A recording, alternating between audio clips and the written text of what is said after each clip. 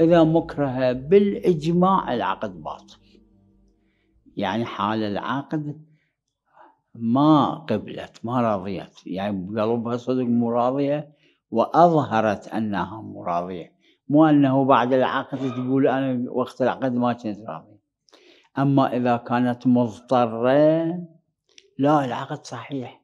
مضطرة يعني شنو؟ لأن أبوها أو عشيرتها يريدون هذا، هي هم مو مكرهة وإنما تضطر، ما تريد تخالف العشيرة، ما تريد تخالف الآب.